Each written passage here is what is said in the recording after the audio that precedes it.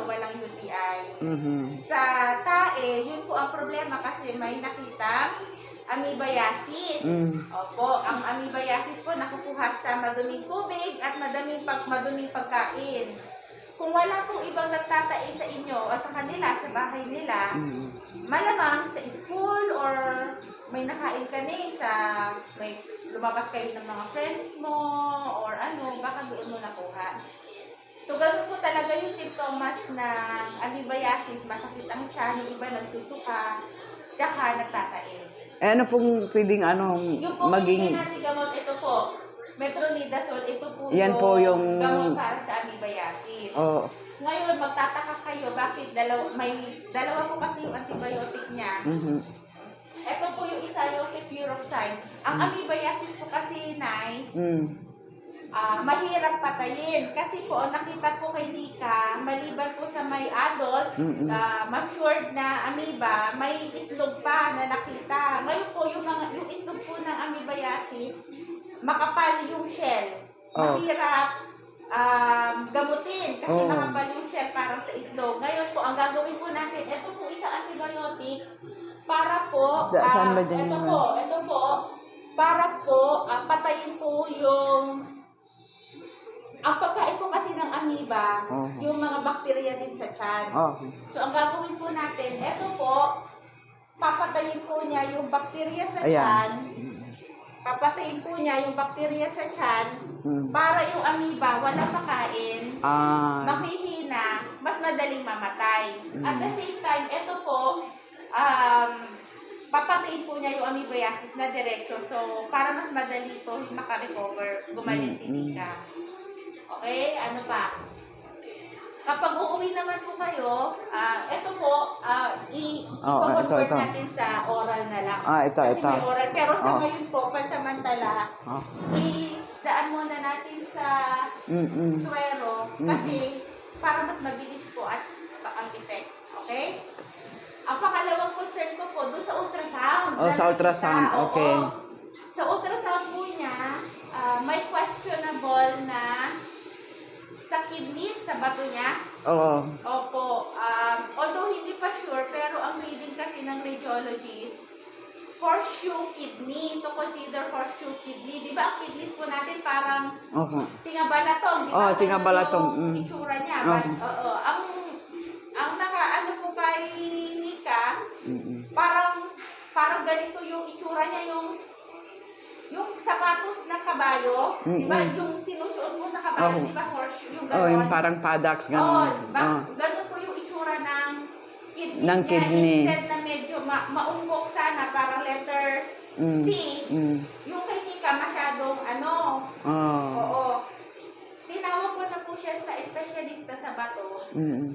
Kaya may mga laboratory kasi ako pinagantag kahapon, mga albumin, mga creatinine, kasi yun po, mga test po yun para makita natin yung function ng kidneys. Okay naman po, salamat sa Diyos, within normal lahat ng result niya.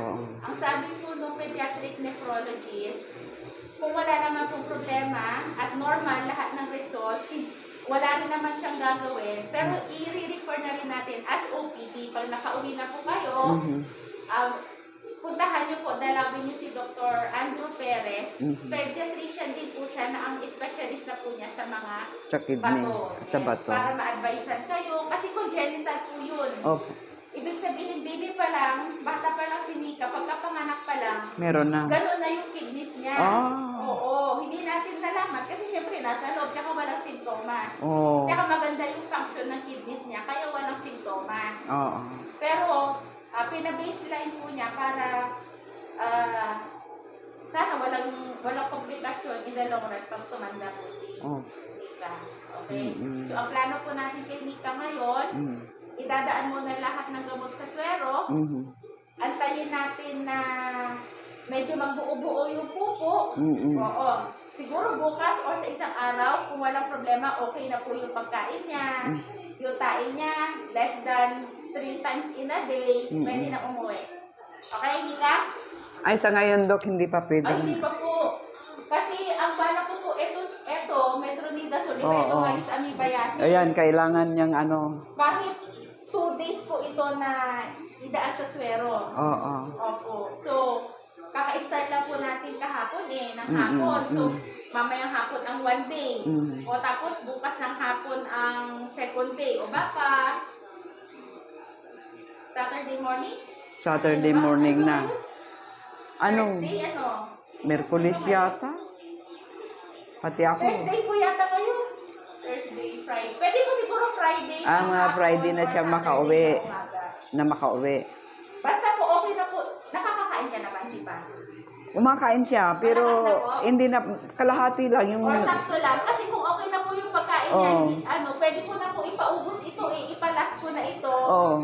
Tatanggalin na natin ito. Ang iiwan na lang natin ito. Yung daanan na lang ng gamot. Para mas makagalaw-galaw po siya. Yun nga eh. Okay naman na, para sa pakiramdam ko parang okay na rin yung pagkain niya. Hindi ka na nagsusuka. Hindi na, ma'am. Mami, bilangin niyo kung makailang kain siya. Oo. Ngayong araw. Isa lang eh. Isa lang kahapon eh. Yung isang... Ay, tatlo na. Umaga pa lang. Marami o konti-konti. Kaunti pero basa pa. Okay lang mong kumain ng marami para marami kang ipupo. Tama po. Ito, tinapay. Saba. Saba. Para tigas po yung kain. Ay, saba. Kailangan niya ng saging. Mansanas. Kasi yun po yung mga mapatigas na kain. O, sige. Sabihin ko doon. Isisin ko tong video na to para. Doon sa mama niya. Sa mama niya. Saka sa... Kumusta ubo mo? Hindi ka na nag-uubo masyado? Nag-uubo pa rin, ma'am. Nag-uubo pa rin? Pero kaya ilabas ang plema? Pero nakatulog po siya kagabi. Diretso. Nakatulog. Nabuigising na siya tuwing may pumapasok dito. Okay. So, ganun ha?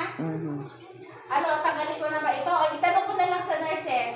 Hindi, ipaubos na lang. Sayang din eh. Mamayang hapon, bago ito maubos, ipupuntahan po nila kayo, pupumustahin nila kayo kung okay na po yung pagkain niya.